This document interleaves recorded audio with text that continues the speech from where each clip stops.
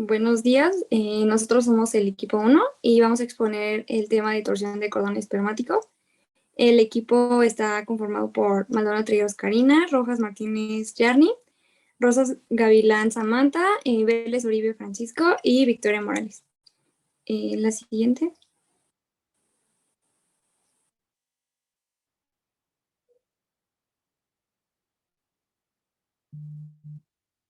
Bueno, primero vamos a empezar con la anatomía del testículo. Los testículos son glándulas endocrinas y exocrinas. Bueno, son pares, miden alrededor de 5 centímetros de largo y 2.5 centímetros de diámetro. Cada testículo tiene un peso alrededor de 10 a 15 gramos y estos van a estar rodeados por envolturas y bueno, se las voy a acomodar de parte exterior hacia el interior en la siguiente diapositiva. En la siguiente.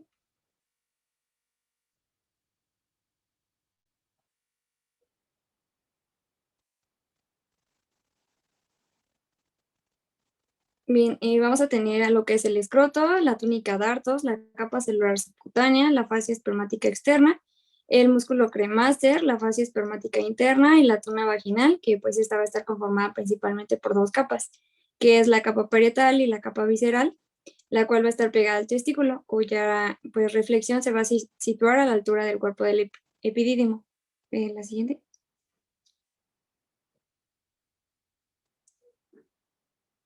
Bueno, también tenemos que recordar que pues nuestro testículo va a presentar en lo que es su superficie dos restos anatómicos, el cual vamos a comenzar con lo que es la hidátide perpendiculada. Esta va a estar implantada en lo que es la cabeza del epidídimo y va a estar sujeta por las torsiones individuales. Mientras que seguido de esto vamos a tener a lo que es la hidátide sésil. Esta, bueno, su implantación va a ser pues amplia y generalmente está implantada a lo que es el testículo y también al epidídimo, y pues esta, a diferencia del anterior, no va a estar sujeta a lo que son las torsiones.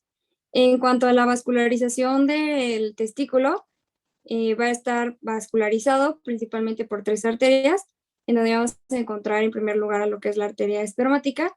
Esta arteria va a nacer de la cara lateral de la aorta a una altura de la L2 y va a llegar a lo que es nuestro cordón, bueno, el cordón espermático, donde va a pasar por en medio y después se va a dividir en lo que son tres ramas. Esas tres ramas primero va a ser la arteria epididymaria anterior, seguido de lo que es la arteria epididymaria posterior y por último la arteria testicular.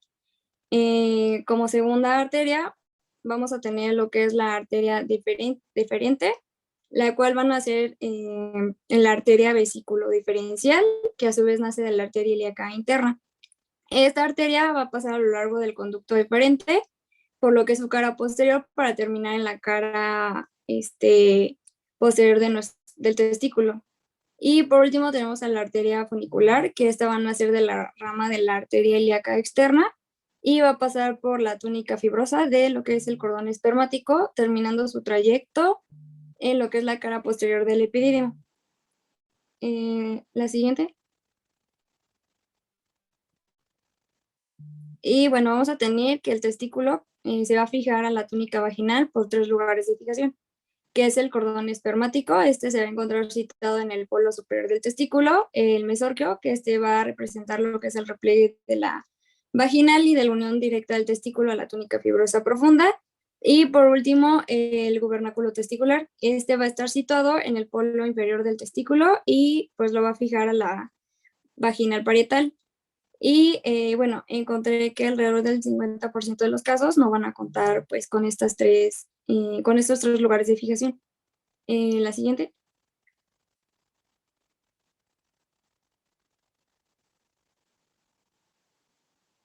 Bien, ahora vamos a pasar con lo que es la definición.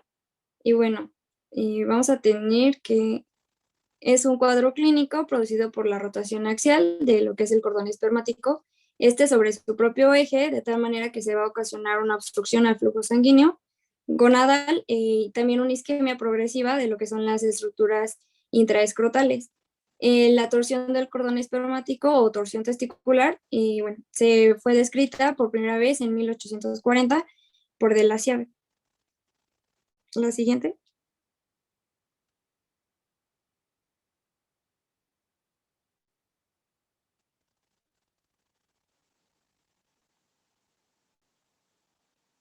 Bien, en cuanto a su epidemiología, vamos a encontrar que es la forma más grave del síndrome escrotal agudo y constituye una emergencia quirúrgica.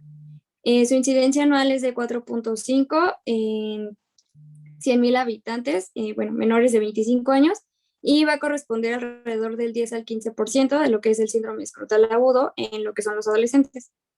En la que sigue. Bien, también esta va a tener una presentación bimodal. Primero se va a presentar durante el primer año de vida para después poderse presentar en lo que es de los 13 hasta los 16 años de edad. En los adolescentes, la torsión del cordón espermático suele ser principalmente intravaginal y bueno, la principal causa de esta suele ser la pérdida testicular y la orquiectomía. La siguiente. Bueno, pasando los factores de riesgos, principalmente están relacionados con aumentos de la presión abdominal que afecta a la cavidad inguinal y con ello a los testículos y trastornos directamente relacionados al testículo.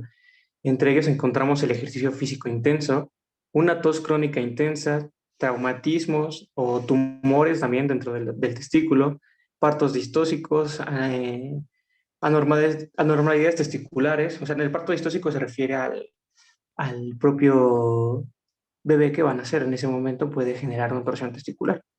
El frío, el esfuerzo defecatorio y los testículos retráctiles. Por lo regular, los factores de riesgo como tal no generan una torsión testicular, sino esto aunado a anormalidades testiculares. Principalmente es la etiología. Anormalidades testiculares más factores de riesgo. Es así como se da, como veremos más adelante.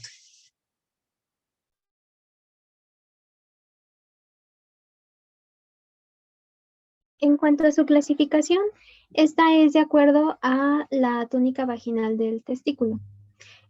Lo vamos a clasificar en intravaginal y extravaginal.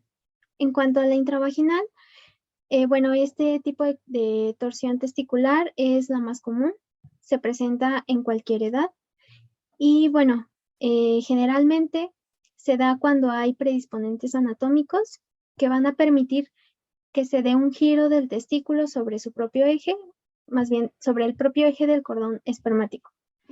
En cuanto a la clasificación extravaginal, bueno, esta es más frecuente en el feto y en los neonatos.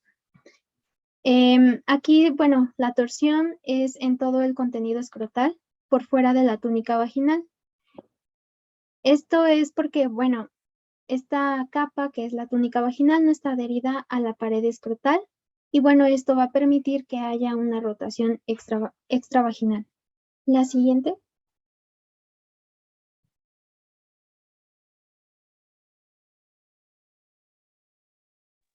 Bueno, una vez ya viendo la clasificación, como dijo mi compañera, extravaginal e intravaginal, la extravaginal, su etiología es, como ya lo mencionó, la falla de la unión de la túnica vaginal. En la intravaginal, pues ya hay más variaciones.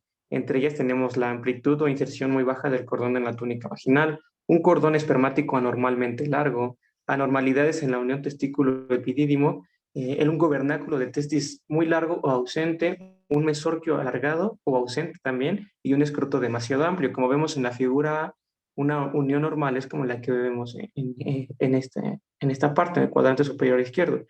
En la figura B vemos que hay un gobernáculo más ausente. En la figura C hay un gobernáculo y el mesorquio ausente. Y en el caso de la figura D es una normalidad en la unión testículo-epidídimo. Como vemos, está normalmente el espacio entre estos. Y esas serían las principales etiologías, más los factores de riesgo, lo que pueden causar una torsión. Siguiente. Bueno, ahora vamos a ver lo que es la fisiopatología. La fisiopatología va a depender de las variaciones anatómicas, en este caso de la túnica vaginal, testículos, epidídimo y del gobernáculum, que predisponen a la torsión del cordón espermático. Los testículos, que normalmente los encontramos en el escroto, tienen dos puntos de fijación. Esto para impedir la rotación excesiva o movimientos anómalos de los testículos. Por debajo vamos a encontrar al gobernáculum testis, que lo fija abajo de la cavidad escrotal, y por arriba encontraremos el cordón espermático, incluido también la implantación del epidídimo. Aquí la la alteración más importante es la inserción anómala de la túnica vaginal, porque esta se va a encontrar elevada revistiendo la totalidad de lo que es el testículo y el epidídimo.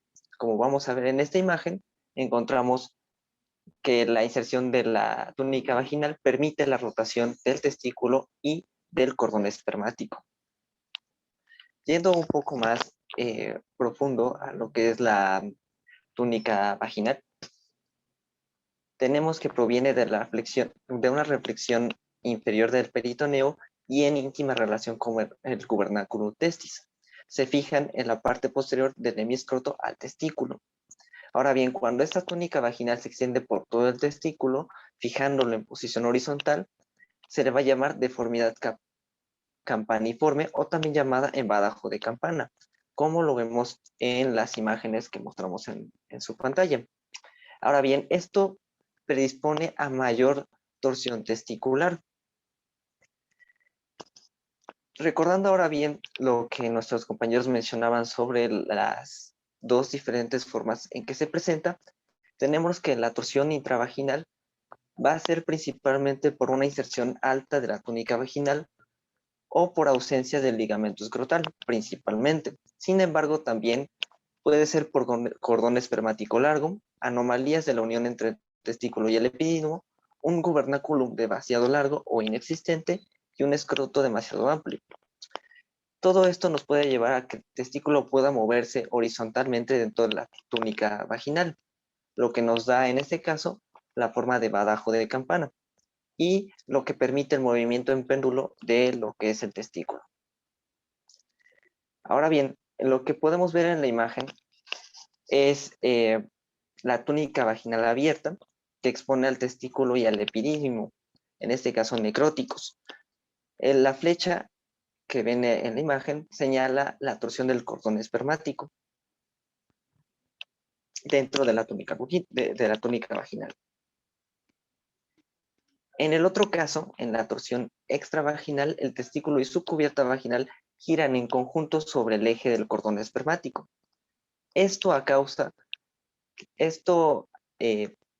es porque durante el descenso del teste y el gubernáculo testis al escroto existe un plano laxo areolar que permite a todo el complejo torsionarse, o sea, por fuera, que facilita la movilidad libre del testículo, la túnica vaginal y lo que es el epidídimo. Ahora bien, en lo que vemos en la imagen A, es el testículo expuesto, cubierto por la túnica vaginal. La flecha nos va a mostrar la torsión del cordón espermático fuera de la cavidad vaginal, mientras que en la B vemos la túnica vaginal abierta que expone al testículo y al epidídimo ya necrótico.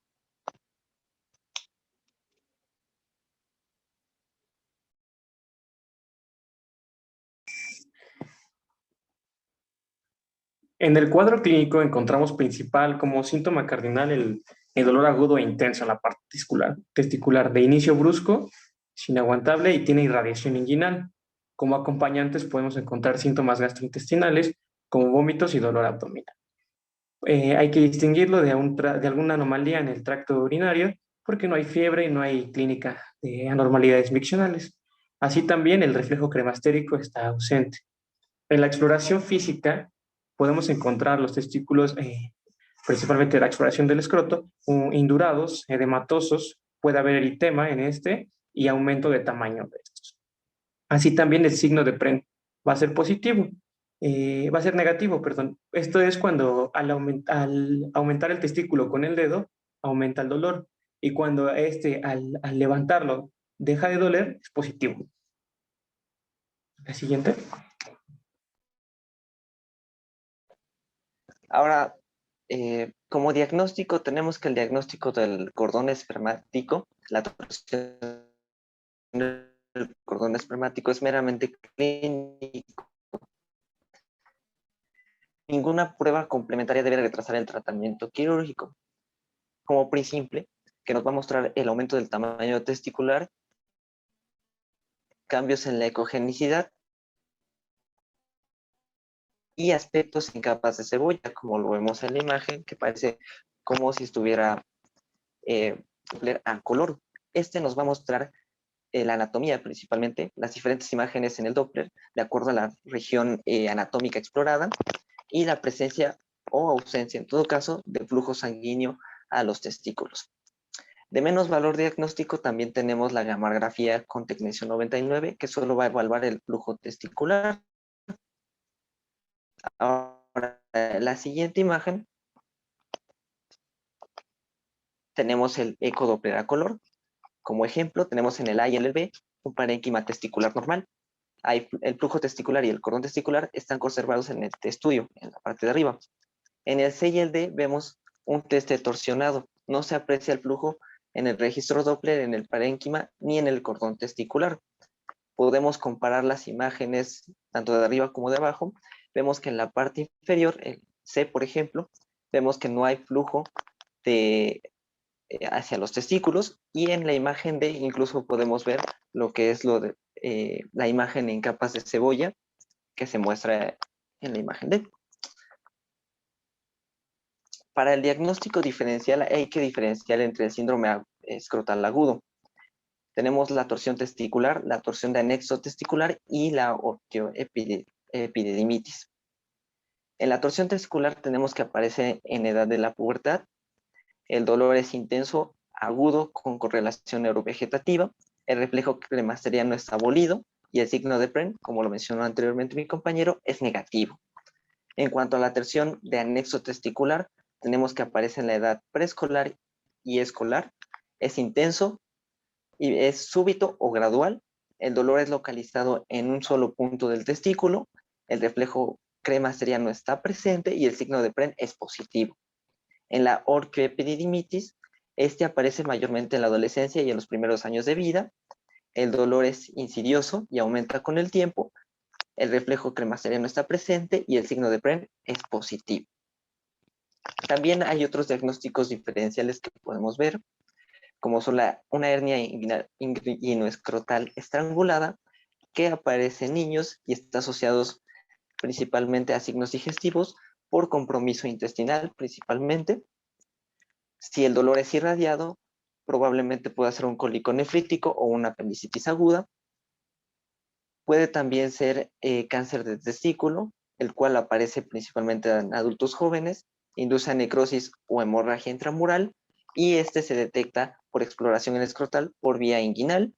Y el varicocele, que es una tortuosidad y dilatación anormal de las venas testiculares en el plexo pampiforme, dentro del cordón espermático, que causada por el reflujo venoso.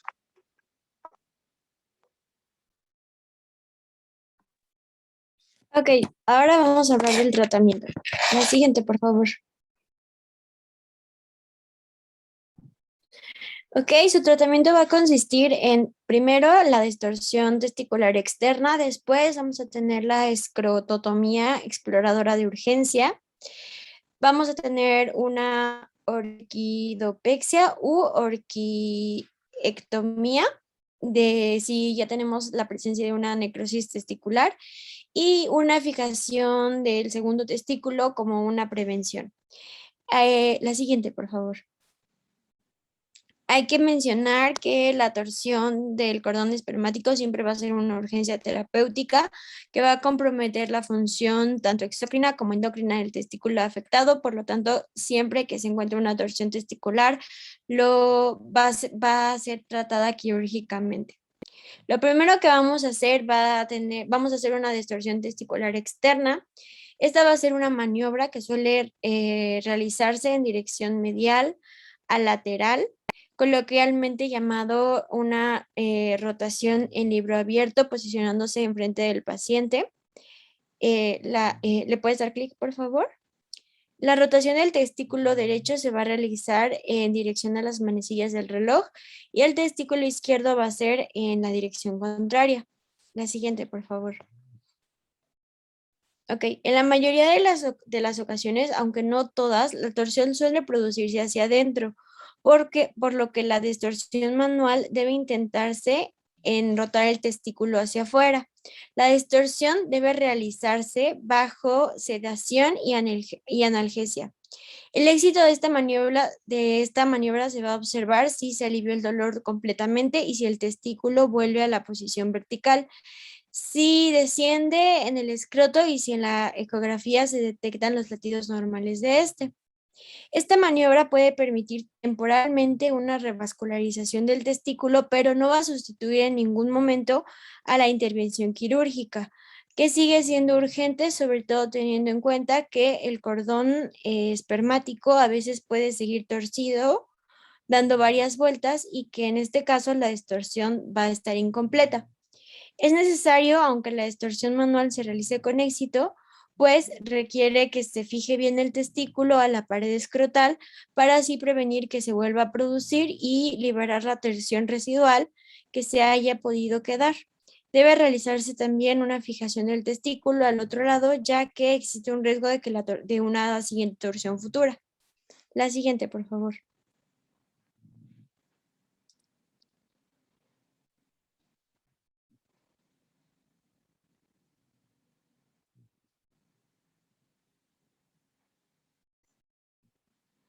Ok, ya tenemos la escrototomía, que va a ser la intervención quirúrgica que vamos a hacer.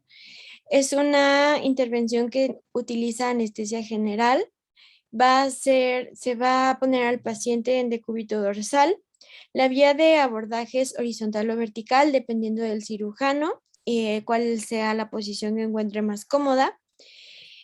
Vamos a utilizar la hemiescrotomía horizontal o la escrotomía vertical por una RAFE media como método de anestesia. El testículo se va a utilizar como base, se van a abrir las diferentes túnicas y se va a abordar el testículo. Vamos a hacer una incisión con un bisturí frío hasta la túnica vaginal y esto tiene que ser lo suficientemente grande para permitir la exteriorización del testículo.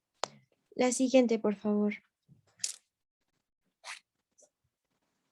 Aquí lo que vamos a hacer es el tratamiento de las lesiones. Uno, vamos a separar la túnica vaginal y vamos a ver el pequeño hidrocele reactivo que va a tener un líquido serosanguinolento. Vamos a ver dos cosas. La primera cosa que se puede ver es la torsión del cordón. Se va a ver el testículo negro o violáceo. El cordón puede presentar una o varias vueltas. Y lo siguiente que se va a hacer es que pues, puede verse una distorsión espontánea por efecto de la anestesia, porque ya hubo una relajación de los músculos cremastéricos o porque hubo un edema funcional que hizo que este cordón ya se empezara a distorsionar. También podemos encontrar un anillo de constricción más arriba de este que ya ayudó a que se distorsionara el cordón. La siguiente, por favor.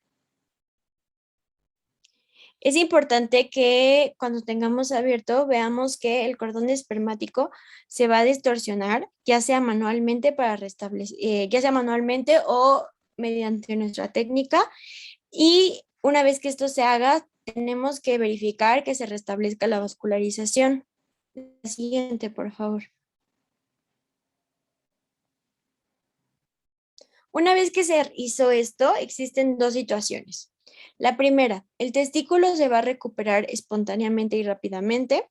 Si esto ocurre, lo vamos a ver de color rosado y entonces el testículo se puede conservar. Si esto no ocurre, el testículo no va a conservar su color. Lo primero que se puede hacer es que vamos a impregnar con suero fisiológico caliente y vamos a crear una vasodilatación. Y vamos a inyectar un vasodilatador en el cordón espermático, ya sea lidocaína, papaverina o verapamilo, entre otros. Después vamos a hacer una recolocación parcial o no satisfactoria. Y vamos a ver si ya una vez que hicimos todo esto, vamos a ver si se creó o no una isquemia por largo tiempo. Si esta isquemia fue escindible a la albuginea y se busca si hubo un sangrado de la pulpa testicular. Si una vez que ya se hizo todo esto todavía se ve que no es viable, se va a tener que realizar una orquiectomía porque ya el testículo va a estar necrosado y después se va a hacer una ligadura del cordón con un punto apretado para evitar que pues el área necrosada siga avanzando. La siguiente, por favor. Ok, luego tenemos la orquidopexia, que esto va a consistir más en la sección del tubernaculum y la disección del músculo cremaster y de los elementos del cordón, de los vasos espermáticos y de los conductos deferentes para la liberación del testículo y de su fijación del pubis, la desortación del testículo cuando existe y la fijación del testículo al escroto mediante un subplano inferior a los de los dartos. La siguiente, por favor.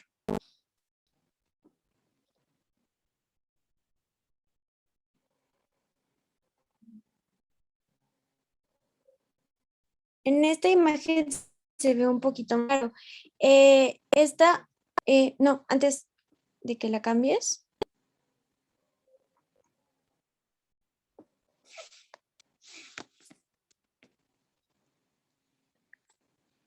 ¿Le puedes regresar tantito? Aquí se ve un poquito más o menos qué es. La verdad no hablé un poquito más de esta porque más que otra cosa es bajar el testículo cuando se encuentra elevado, más que una torsión del conducto. Entonces por eso se quedó así. Ahora sí, la siguiente, pero es importante diferenciar esta y entre la que viene, que es la orquiectomía.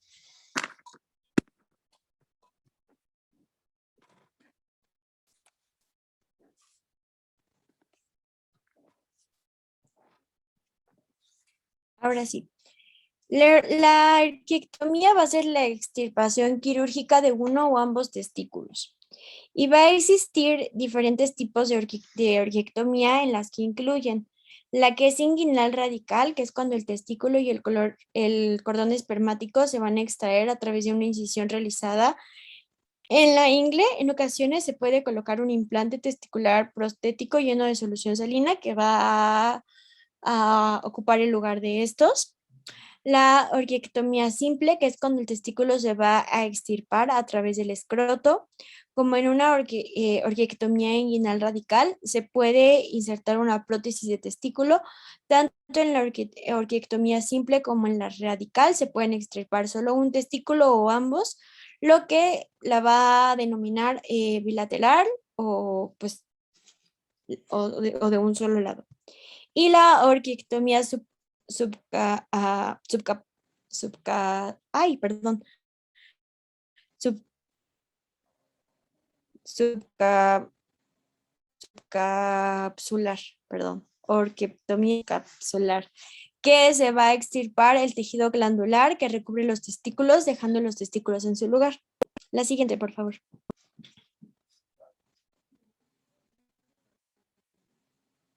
Ok, la técnica. La técnica de esto va a consistir en practicar un pequeño corte en la piel del escroto en caso de la orquiectomía parcial y la subalbugínea, o en la zona inguinal, que va a ser en la orquiectomía total o radical, a través de la cual se va a efectuar una resección del testículo y su extirpación, evitando en caso del proceso neoplástico la propagación de las células cancerosas. Al terminar el procedimiento, la incisión se va a cerrar con los puntos de una sutura manual o mecánica que se retirarán entre los 6 y los 8 días. En realidad no es una técnica complicada y lo que se busca es retirar el testículo, ya que este pues ya contiene material necrosado. La siguiente, por favor.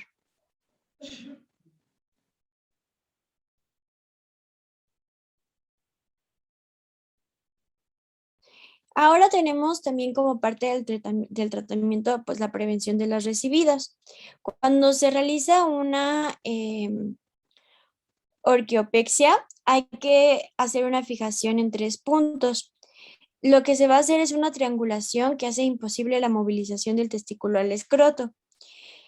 Se va a buscar un hilo no reabsorbible monofilamentoso de 3/0 y los puntos se van a pasar por la abluginea para que no altere la pulpa del testículo, evitando las zonas vasculares.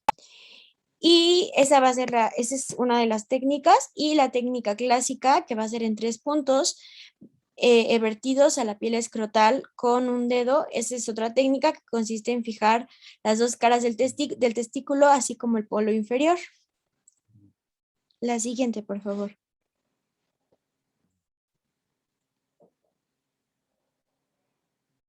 También está la eversión vaginal. En esta, la capa vaginal se desciende longitudinalmente y los 2 labios se van a suturar juntos, y después de la eversión de las membranas va a utilizar una fibrosis cicatrical como medio de fijación y puede asociarse a la orquiopexia estándar.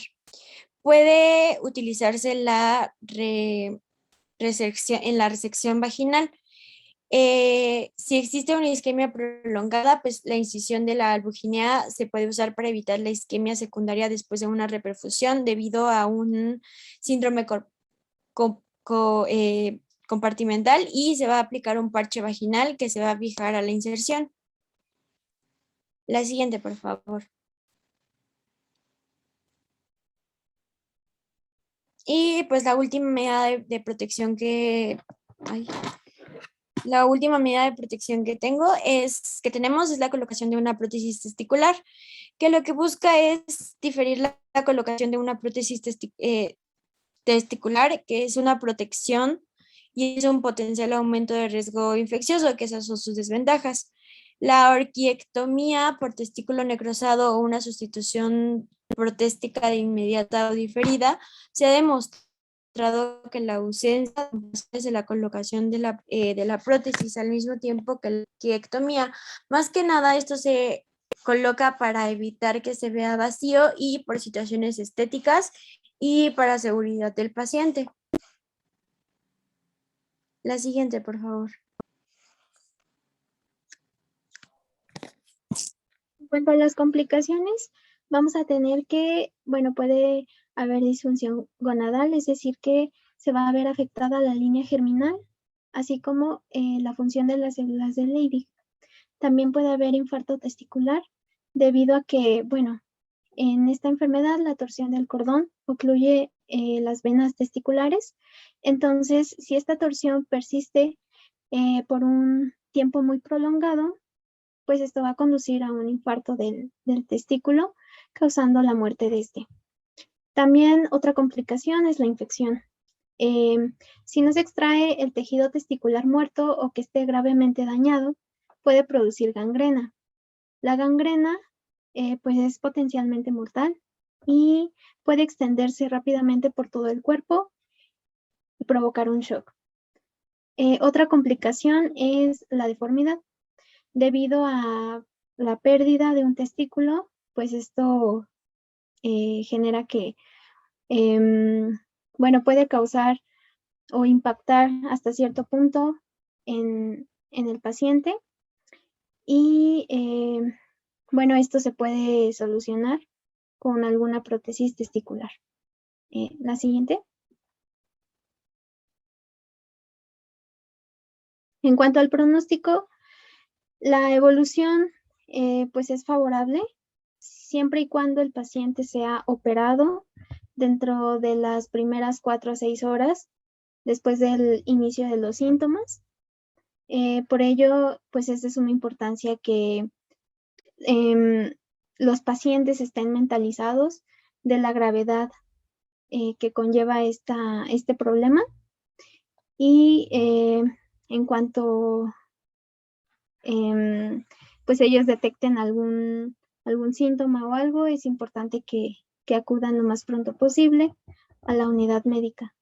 Y bueno, en sí el pronóstico pues es favorable. La siguiente. Y bueno, eso sería todo.